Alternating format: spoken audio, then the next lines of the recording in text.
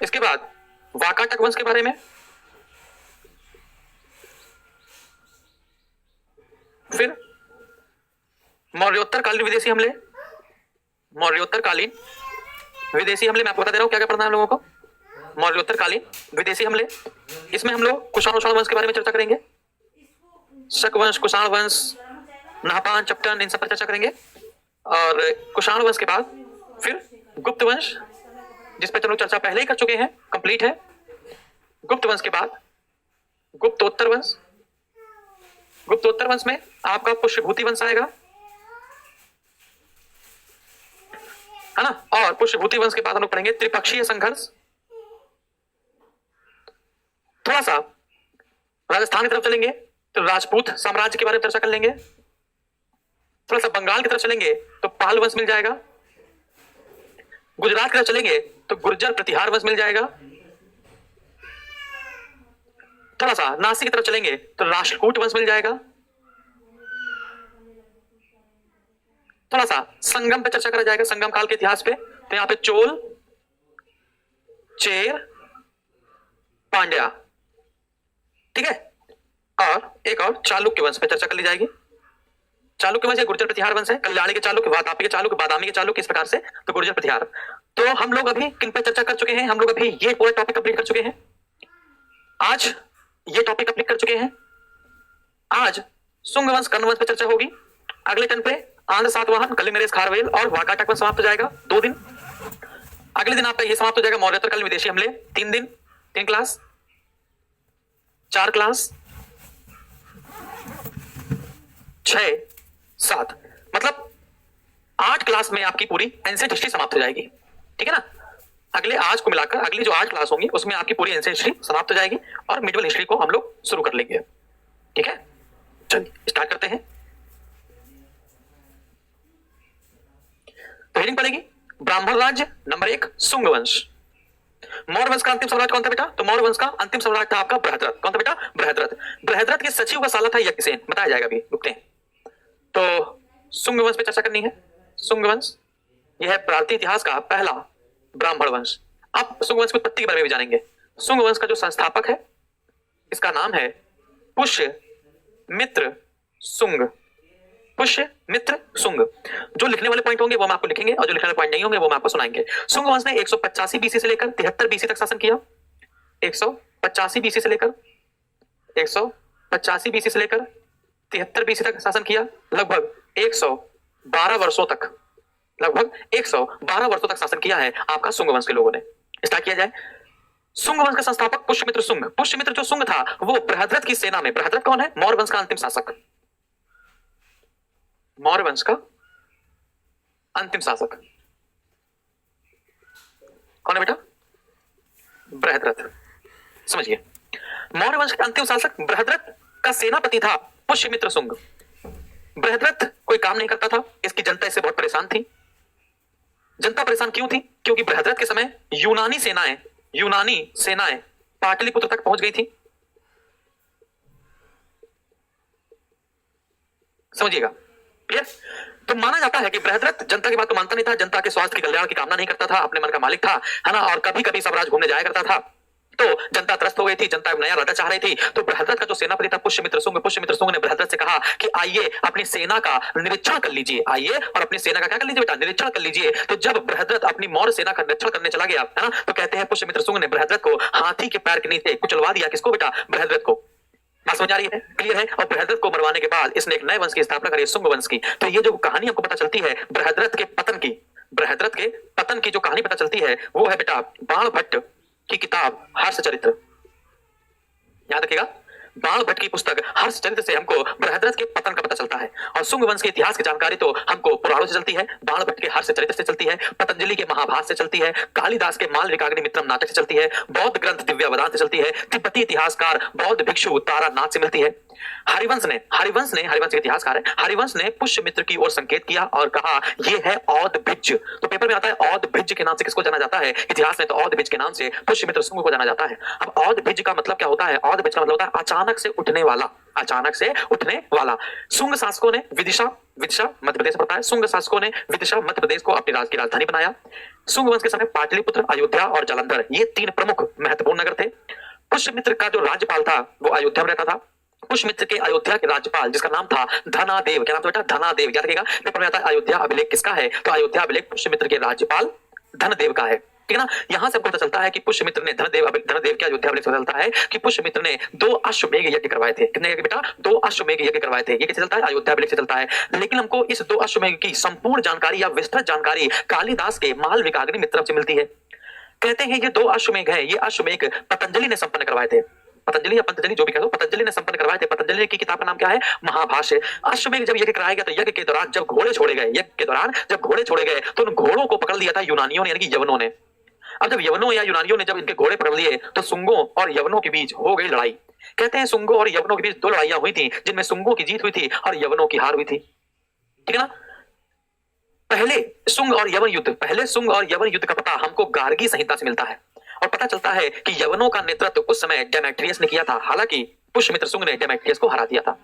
दूसरे यवन और शुंग युद्ध का पता हमको कालिदास के मालविकाग्नि मित्रम नाटक से पता चलता है। कहा जाता है पुष्यमित्र शुंग के पौत्र यानी पोते वसुमित्र ने दूसरा यवन युद्ध लड़ा था। शुंगों ने वसुमित्र के नेतृत्व में यवनों से दूसरा युद्ध लड़ा था। यह युद्ध सिंधु नदी के किनारे लड़ा गया और वसुमित्र ने यवन के सेनापति मेनांडर को हराया। मेनांडर ये वही है जिससे बौद्ध भिक्षु नागसेन की वार्तालाप हुई थी। बौद्ध भिक्षु नागसेन की वार्तालाप हुई थी। अब आपको बताना है मेनांडर और बौद्ध भिक्षु नागसेन की वार्तालाप को किस ग्रंथ में दिखाया गया है? जल्दी बताइए, मेनांडर और बौद्ध भिक्षु नागसेन की वार्ता को किस ग्रंथ में दिखाया गया है? कौन बताएगा बेटा? जल्दी बताओ, फटाफट जल्दी से। तो स्टार्ट करते हैं। तो यहां तक आपको बात समझ में आ गई होगी। अच्छा, मालविकाग्नि मित्रम से ही हमको विदर्भ के लिए भी युद्ध पता चलता है। विदर्भ मध्य प्रदेश से पता है ना? तो मालविकाग्नि मित्रम से ही विदर्भ के साथ भी युद्ध का जिक्र मिलता है। यह युद्ध पुष्यमित्र के बेटे अग्निमित्र और विदर्भ के गवर्नर या विदर्भ के राज्यपाल यज्ञसेन के बीच होता है, जिसमें यज्ञसेन की पराजय होती है। यज्ञसेन कौन था? यज्ञसेन मौर्य वंश के अंतिम सम्राट बृहद्रथ के सचिव का साला था, इसलिए यज्ञसेन ने शुंगों को स्वाभाविक शत्रु बताया है। पेपर में आया कि किसने शुंगों को स्वाभाविक शत्रु कहा है? तो आपका आंसर आएगा यज्ञसेन ने। यज्ञसेन कौन था? विदर्भ का गवर्नर था। कौन था बेटा? विदर्भ का गवर्नर था। कहा जाता है कि अग्निमित्र ने यानी कि पुष्यमित्र शुंग के बेटे अग्निमित्र ने यज्ञसेन को हराने के लिए क्या किया था बेटा? क्या किया था जल्दी बताइए? अपने सेनापति वीरसेन को भेजा था। कहते हैं वीरसेन ने अग्निमित्र के साथ मिलकर विदर्भ के गवर्नर यज्ञसेन को हराया। अग्निमित्र वीरसेन से खुश हुआ तो मध्य प्रदेश के दक्षिण में एक नदी बहती है, भरत नदी को सीमा बना लिया। उत्तर का क्षेत्र अग्निमित्र को मिल गया और दक्षिण का क्षेत्र ने खुशी के मारे अपने सेनापति वीरसेन को दे दिया। क्लियर है? विंसेंट स्मिथ जानते हो, जिसने अकबर को मूर्खता का स्मारक कहा है। विंसेंट स्मिथ ने कहा कि 161 बीसी में कलिंग नरेश खारवेल, कलिंग उड़ीसा में पड़ने जगह है बेटा। कलिंग बताया हमने, जो कलिंग है वो ताकतवर हाथियों के लिए प्रसिद्ध था। तो विंसेंट स्मिथ कहते हैं कि संभवतः 161 बीसी में कलिंग नरेश खारवेल उत्तर भारत की ओर आया और उसने अपने बलशाली हाथियों से पुष्यमित्र की सेना को कुचल दिया और पुष्यमित्र शुंग को पराजित किया। 2-3% इतिहासकार मानते हैं, बाकी 97% इतिहासकार इस बात को नहीं मानते। पेपर में आता है कि पुष्यमित्र शुंग को किसने हराया था? तो आपका आंसर आएगा कलिंग नरेश खारवेल ने। आई होप इतनी बात समझ में आई। अच्छा, तो पुष्यमित्र शुंग के बारे में इतनी बात आपको समझ में आई। आगे बात समझते हैं कि पुष्यमित्र का धार्मिक जीवन कैसा था। बहुत सारे विद्वान हैं जैसे Vincent Smith, Amalananda Ghosh, NG Majumdar, Sudhakar Chattopadhyay, बहुत सारी किताबें हैं जैसे हम कहते हैं कि दिव्यवदान, आर मंजूश्री मूलकल्प, बौद्ध भिक्षु तारानाथ, ये सब पुष्यमित्र शुंग को बौद्ध धर्म का प्रबल विरोधी मानते हैं। क्यों मानते हैं? इनका कहना था कि पुष्यमित्र शुंग जैसे गद्दी पर बैठा उसने वैसे ही विहारों को जला दिया। विहार जानते हो, बौद्ध भिक्षु आवास, बौद्ध यात्रा के दौरान बनाए गए घर, विहारों को जला दिया। पाटलिपुत्र में कुक्कुट राम विहार जो है, पुष्यमित्र शुंग ने कुक्कुट राम विहार को 3 बार नष्ट करने की प्रयास किया, लेकिन तीनों बार ही विफल हो गया। पुष्यमित्र शुंग ने पूरे साम्राज्य में एक स्टेटमेंट दिया। क्या स्टेटमेंट दिया? कि जो मुझे एक बौद्ध भिक्षु का सर लाकर देगा मैं उसको 100 दिनार दूंगा। तो ये सब स्टेटमेंट पुष्यमित्र शुंग के बारे में बताए जाते हैं। लेकिन वहीं पर दूसरे पक्ष के जो इतिहासकार है जैसे हेमराय चौधरी, आर एस त्रिपाठी, राजबली पांडे, जगतनाथ नीलकंठ, है ना, ये सब विद्वान कहते हैं कि पुष्यमित्र शुंग ब्राह्मण धर्म का समर्थक होने के साथ साथ वह अन्य धर्म का भी समर्थक था। क्योंकि अगर ऐसा ना होता तो आप भरूच का स्तूप देखिए, भरूच के स्तूप में सुंगन रंजे लिखा हुआ है। सुंगन रंजे का मतलब क्या है? सुंग वंश के दौरान बनाया हुआ। इसका मतलब ये जो भरूच का स्तूप है ये सुंग वंश के काल के दौरान ही निर्मित किए गए थे। इसका मतलब सुंग लोग बौद्ध धर्म के विरोधी नहीं थे। बौद्ध धर्म की इज्जत करते थे। हालांकि ब्राह्मण धर्म को सर्वोपरि मानते थे, लेकिन वो बौद्ध धर्म को विरोधी नहीं थे, बौद्ध धर्म के भी वो समर्थक थे। अरे हाँ कि ना? क्लियर है बेटा? बाकी इतिहासकार कहते हैं, जैसे जगन्नाथ शास्त्री, हार्वेल, ये जो बड़े बड़े इतिहासकार हैं, ये कहते हैं कि पुष्यमित्र शुंग ने अपना ध्यान धार्मिक की ओर कम और राजनीति की ओर ज्यादा रखा था। बात समझ आ रही है? क्लियर है? अच्छा, तो पुष्यमित्र शुंग को ब्राह्मण धर्म का उद्धारक कहा जाता है। प्रथम ब्राह्मण साम्राज्य की स्थापना पुष्यमित्र शुंग ने ही करी। हाँ, और कुछ बेटा? शुंग वंश के दौरान ही पतंजलि ने महाभाष्य लिखा। महाभारत के शांति पर्व और अश्वमेध पर्व शुंग वंश के दौरान ही लिखे गए। मनुस्मृति में शुंग काल के न्याय व्यवस्था के बारे में जानकारी मिलती है। आगे चलकर शुंगों ने अपनी राजधानी पाटलिपुत्र बना ली और विदिशा को एक महत्वपूर्ण नगर घोषित कर दिया। पुष्यमित्र शुंग के बाद इसके उत्तराधिकारी अग्निमित्र, वसुज्येष्ठ, वसुमित्र, भागवत और अंत का देवभूति था। देवभूति की हत्या वासुदेव कर्म ने कर दी और एक नए वंश कर्म वंश की स्थापना करी। लेकिन इसके पहले और भी चीजें बतानी है जो बहुत आई है पेपर में। आपने सुना होगा हेलियोडोरस, कभी नाम सुना आपने? बेटा बताइए, क्या कहा आपने कभी इतिहास पढ़ा तो हेलियोडोरस का नाम सुना? या फिर आप कह सकते हैं गरुड़ स्तंभ लेख का नाम सुना? गरुड़ स्तंभ लेख नहीं सुना? चलिए मैं आपको बताता हूं, ठीक है ना? तो देखते हैं क्या है। तो जितनी बात मैंने आपको बताई उतनी बात लिख देता हूं, जिससे आपको आसानी रहेगी नोट बनाने में। तो शुंगों की जानकारी, अच्छा शुंगों की उत्पत्ति के बारे में समझ लेते हैं। शुंगों की उत्पत्ति के बारे में समझ लेते हैं कि शुंगों की उत्पत्ति कौन क्या मानता है, कौन सा इतिहासकार शुंगों की उत्पत्ति क्या मानता है। अरे हाँ कि ना? ठीक है बेटा, गुड। चलिए, तो कौन क्या मानता है? जैसे हरिप्रसाद चौधरी जी क्या मानते हैं? हरिप्रसाद चौधरी, तो इतिहासकार हरिप्रसाद चौधरी बताते हैं कि शुंग वंश के लोग पारसी थे। तो अब पारसी थे तो क्यों थे, ये बताना चाहिए। तो शुंग वंश के लोग पारसी थे क्योंकि ये मित्र की पूजा करते थे, और मित्र को सूर्य भगवान कहा जाता है पारसी में, इसलिए। ठीक है ना? अच्छा, अगर हम लोग बाण भट्ट जिसने लिखी है, बाण भट्ट की किताब हर्षचरित्र, बाण भट्ट का हर्षचरित्र देखें तो बाण भट्ट के हर्षचरित्र में बताया गया है कि शुंग वंश के लोग अनार्य थे। आर्य नहीं थे, ये सब क्या थे बेटा? अनार्य थे। ठीक है ना? तो पुष्यमित्र को अनार्य बताया है बाण भट्ट की किताब हर्षचरित्र में या बाण भट्ट में। पाणिनि, जिनको संस्कृत व्याकरण का पिता कहते हैं, जिन्होंने संस्कृत व्याकरण की पहली किताब अष्टाध्यायी लिखी है, पाणिनि भारद्वाज गोत्र का ब्राह्मण बताते हैं। पाणिनि शुंग वंश के लोगों को भारद्वाज गोत्र का ब्राह्मण बताते हैं। कालिदास का मालविकाग्निमित्र में अगर नाटक पढ़ा जाए तो वो अग्निमित्र को, यानी पुष्यमित्र के बेटे अग्निमित्र को बैंबिक कुल का क्षत्रिय बताते हैं। ठीक है ना? तो मालविकाग्निमित्र पढ़ा जाए तो मालविकाग्निमित्र में अग्निमित्र को बैंबिक कुल का बताया गया। तो ये है शुंग वंश के उत्पत्तियों के बारे में। ठीक है बेटा? चलिए अब बात करते हैं,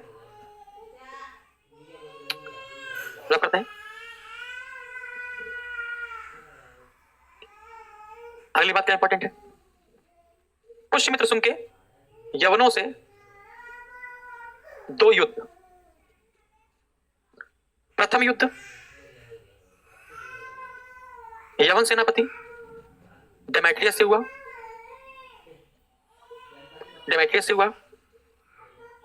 द्वितीय युद्ध यवन सेनापति मेनांडर से हुआ। इस युद्ध का पता गार्गी संहिता से लगता है। यह युद्ध पुष्यमित्र शुंग ने लड़ा था। यह युद्ध सिंधु नदी के किनारे लड़ा गया, और इस युद्ध का पता मालविकाग्निमित्र से चलता है।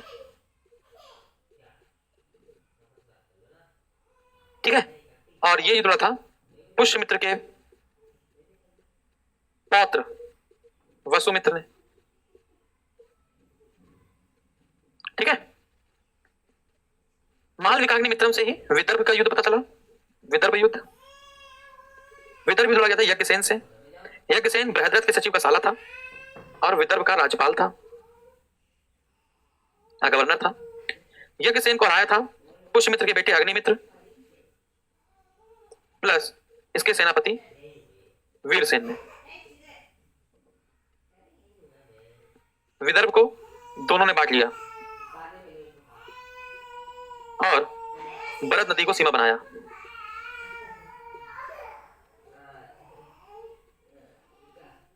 यवनों से युद्ध का कारण क्या था? अश्वमेध यज्ञ में छोड़े गए घोड़ों को पकड़ लेना। यह अश्वमेध यज्ञ किसने करवाया था? पुष्यमित्र शुंग ने। जानकारी हमको अयोध्या अभिलेख जो किसका है बेटा? राजपाल धनादेव का है। और मालविकाग्निमित्रम से हमको अश्वमेध की जानकारी मिलती है। अश्वमेध यज्ञ पतंजलि या पंतजलि ने पूर्ण करवाया था। पतंजलि की किताब का नाम है महाभाष्य। पतंजलि की किताब का क्या नाम है बेटा? महाभाष्य नाम है। आई होप यहां तक बात समझ में आई? ठीक है, क्लियर है? कौन से इतिहासकार, अगर आपका पीजीटी का पेपर है, यूपी पीजीटी का, तो अच्छे क्वेश्चन आते हैं उसमें, अगर आप हिस्ट्री से कर रहे हो तो। विंसेंट स्मिथ कहते हैं कि 161 बीसी में कलिंग नरेश खारवेल ने, देखिएगा, खारवेल ने पुष्यमित्र को पराजित किया। पुष्यमित्र को पराजित किया। ठीक है, ये 161 बीसी में जानकारी भी देते हैं कौन? विंसेंट स्मिथ इस बात की जानकारी देते हैं। आई होप यहां तक बात समझ में आ गई आपकी। तो ये था आपका पुष्यमित्र शुंग का जो युद्ध था, या फिर गद्दी कैसे उसको मिली, तो उसने राजनीति कैसे खेली, इस पर बात करते हैं। अब बात करते हैं बौद्ध धर्म का विरोधी और बौद्ध धर्म के समर्थक पर। तो कौन कौन से इतिहासकार, दो इतिहासकार याद कर लो, कौन कौन से इतिहासकार इसको बौद्ध धर्म का विरोधी कहता है और कौन कौन समर्थक कहता है?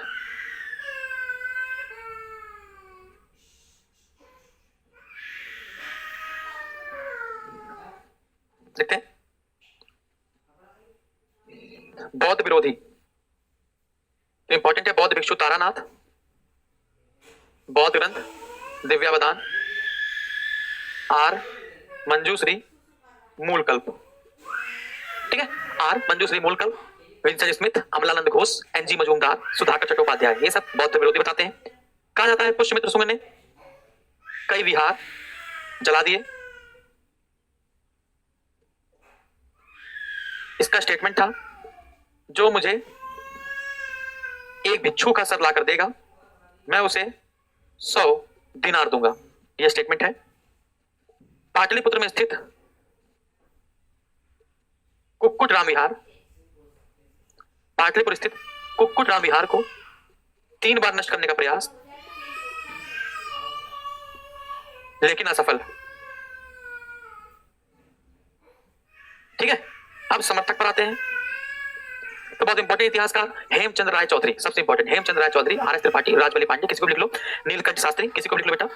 तो ये कहते हैं अगर ऐसा होता तो भरहुत के स्तूप को अगर देखो तो भरहुत के स्तूप पर जो वेदिका थी पहले वो लकड़ी की थी, लेकिन पुष्यमित्र शुंग ने लकड़ी को हटाकर उसको पत्थर की बनवा दी, यानी पाषाण की वेदिका बनवाई। भरत के स्तूप पर सुंगन रंजे लिखा हुआ है, अर्थात शुंग काल में निर्मित, शुंग काल में निर्मित। तो कैसे माना जा सकता है कि पुष्यमित्र शुंग बौद्ध धर्म का प्रबल विरोधी था? तो ऐसा हम लोग नहीं मानेंगे। ठीक है ना? आयो इतनी बात आपको समझ में आ गई होगी। फटाफट बोली जल्दी से, सर समझ में आ गई। तो पुष्यमित्र के बाद अब अगला राजा कौन बनेगा? अग्निमित्र। अग्निमित्र कालिदास की तरह लिखा गया जो नाटक है मालविकाग्निमित्रम, उसका हीरो है। तो पेपर में आता है कि मालविकाग्निमित्रम का नायक कौन था? तो मालविकाग्निमित्रम का नायक अग्निमित्र था। मालविकाग्निमित्रम का नायक कौन था? तो अग्निमित्र था। अग्निमित्र, अग्निमित्र किसका बेटा है? पुष्यमित्र शुंग का बेटा है। समझ आ रही है? अपने पिता पुष्यमित्र शुंग के समय जो अग्निमित्र था ये विदिशा का उपराजा था, विदिशा का उपराजा था। इसने 8 वर्ष तक शासन किया और 8 वर्ष के शासन के बाद इसके बाद जो गद्दी थी वो वसुज्येष्ठ को दे दी गई। कहीं पर सुज्येष्ठ भी लिखा हुआ है। सुज्येष्ठ के बाद इसका अगला राजा वसुमित्र हुआ। वसुमित्र ने शुंगों को हराया था, मैंने आपको बताया था। शुंगों को यवनों को हराया था, मीनांजल को हराया था, ये बात मैंने आपको बताई थी। नृत्य का आनंद लेते समय इसके मित्रदेव ने वसुमित्र की हत्या कर दी। इस हत्या का वर्णन आपको बाणभट्ट की किताब हर्ष चरित्र से मिलता है। इस वंश का नवा शासक भागभद्र या भद्रक होता है, भागभद्र या भद्रक होता है। भद्रक जब गद्दी पर बैठा तो भद्रक के शासन काल के 14वें वर्ष, भद्रक के शासन काल के 14वें वर्ष तक्षशिला के यवन राजा, तक्षशिला के यवन नरेश जिसका नाम था एंटियाल कीट्स, एंटियाल कीट्स ने दोस्ती का हाथ बढ़ाने के लिए अपना एक राजदूत हेलियोडोरस को विदिशा के दरबार में भेजा।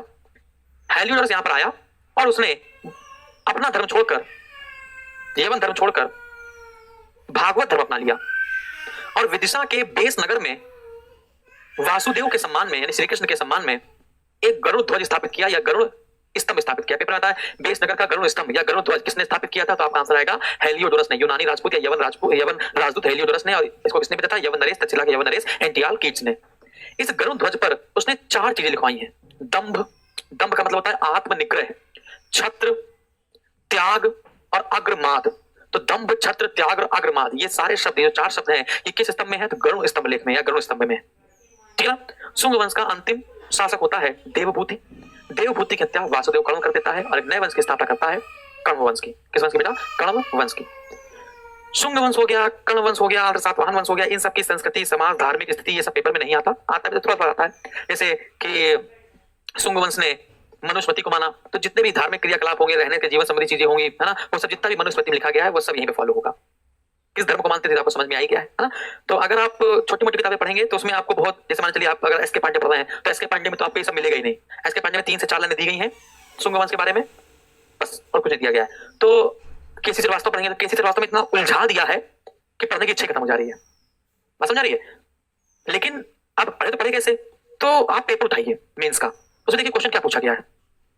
पूछा गया शुंगों का यवनों से युद्ध, शुंगों की उत्पत्ति, समझ आ गया, इस प्रकार से क्वेश्चन पूछा गया। ठीक है। देशनगर का गरुड़ स्तंभ, ये पूछा गया इस प्रकार से। कर्ण वंश में सिर्फ एक बात याद रखनी है, कर्ण वंश की स्थापना वासुदेव कर्ण ने की थी, इसके अलावा कुछ नहीं आता। तो पुष्यमित्र शुंग के बाद गद्दी पर कौन बैठा,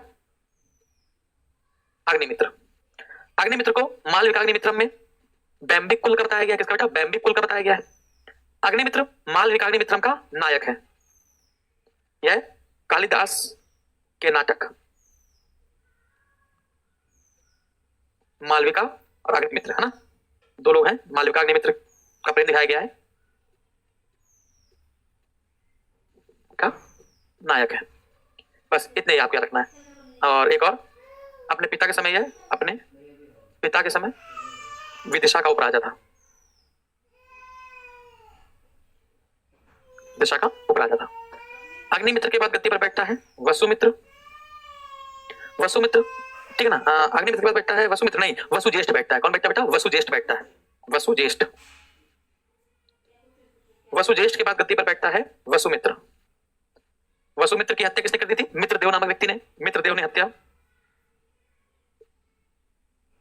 इसका पता हमको बाणभट्ट की किताब हर्ष चरित्र से चलता है। वसुमित्र के बाद आएगा भागभद्र या भद्रक। भागभद्र या भद्रक नवा शासक होगा, भागभद्र या भद्रक। भद्रक के 14वें वर्ष, भद्रक के शासनकाल के 14वें वर्ष शासनकाल के तक्षशिला यवन नरेश, तक्षशिला यवन नरेश, कौन था बेटा, एंटियाल कीट्स ने एक राजदूत भेजा जिसका नाम था हेलियोडोरस। भागवत धर्म अपनाया और विदिशा, एमपी, बेसनगर, गरुड़ स्तंभ लगवाया। इस गरुड़ ध्वज पे 4 चीजें लिखी हुई हैं, याद रखिएगा, दंभ, छत्र, त्याग और अग्रमाद। ठीक है, दंभ, छत्र, त्याग और अग्रमाद, ये हो गया, क्लियर है। फिर इसके बाद इसका अंतिम शासक था देवभूति। इस वंश का अंतिम शासक कौन था बेटा, देवभूति। देवभूति किसने कर दी बेटा, वासुदेव कण्व ने, वासुदेव कण्व ने, और कण्व वंश की स्थापना की। किस वंश की स्थापना की बेटा, कण्व वंश की स्थापना की। ठीक है ना, क्लियर है बेटा, फटाफट बताइए, जल्दी से बोलो, याद तक बात समझ में आए तो फटाफट से बोलो।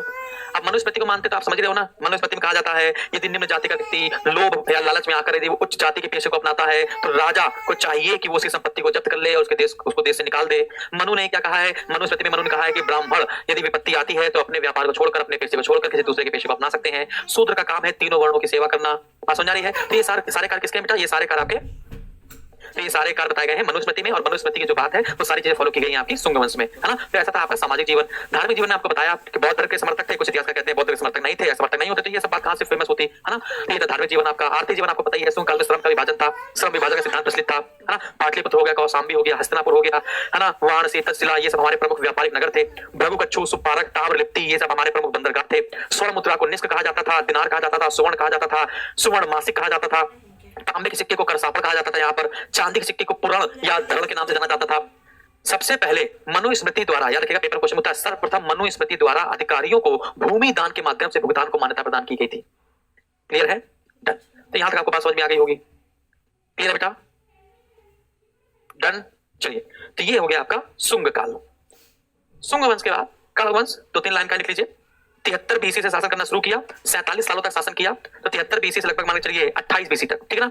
47 नहीं 43 सालों तक, 43 सालों तक, 43 ईयर्स तक इसने शासन किया। कर्ण वंश में कुछ नहीं लिखना है आपको। कर्ण वंश के कहा जाता है कि 43 सालों में 4 राजाओं ने शासन किया। 43 सालों में 4 राजाओं ने शासन किया। कर्ण वंश 73 बीसी, 43 साल हुआ ना, 43 28 बीसी करें, 8 3 11 43, 70 में 40 गया 30, 30 में 3 गया 27, 27 में 3 गया 24 के आसपास, है ना? 24 बीसी के आसपास। तो लगभग 43 वर्षों तक शासन किया था आपका कर्ण वंश ने। और 4 राजा हुए थे। एक है वासुदेव कण्व, नंबर 2 भूमि मित्र कण्व, नारायण कण्व, सुशर्मा कण्व। ये हो गया। तो इन 4 लोगों ने शासन किया। तो लगभग 9 सालों तक इनका शासन था, 9 वर्ष तक, 12 साल तक या 14 साल तक इनका शासन था, 12 सालों तक इनका शासन था। 12 10 22 4 26, 26 9 6 35, 35 और 8 सालों तक, 35 8 43, 8 सालों तक लगभग सुशर्मा कण्व का शासन था। समझ आ गया? क्लियर बेटा? Good, done. तो ये 4 है, इसके अलावा कुछ नहीं। कण्व लोग भी संभवतः ब्राह्मण थे, इनके बारे में ज्यादा जानकारी नहीं मिल पाई है। सुशर्मा कण्व को कुछ लोग कहते हैं इसने एक नए वंश की स्थापना करी थी, परिव्राजक वंश की। इसका साम्राज्य की सीमा लगभग मगध, बिहार, है ना, और पूर्वी उत्तर प्रदेश, इन जगह ने शासन किया था 43 सालों तक। सुशर्मा की हत्या कर दी थी शिमुख ने। सुशर्मा की हत्या कर दी थी आपकी शिमुख ने। और शिमुख ने एक नए वंश की स्थापना करी, आंध्र सातवाहन वंश। आंध्र सातवाहन वंश को लोग आंध्र भृत्य वंश, आंध्र जातीय वंश इसके नाम से जाना जाता है। आंध्र प्रदेश में इनका भौकाल रहेगा। गौतमीपुत्र सतकर्णी, सतकर्णी प्रथम, हाल, ये सारे जितने बड़े बड़े राजा हैं, है ना, यज्ञश्री सतकर्णी, वशिष्ठी पुत्र पुलमावी, तो जो आपको नाटक में देखने को मिलते होंगे, आते हैं नाटक, गौतमीपुत्र सतकर्णी का आया था, वशिष्ठी पुत्र पुलमावी का आया था, है ना। तो इनके बारे में हम लोग अगले दिन में चर्चा करेंगे। आई होप यहाँ तक आपको सारी बातें समझ में आई हैं। अगर समझ में आई है तो फटाफट से बोलो ये तो सारी बातें समझ में आई हैं, फटाफट बेटा।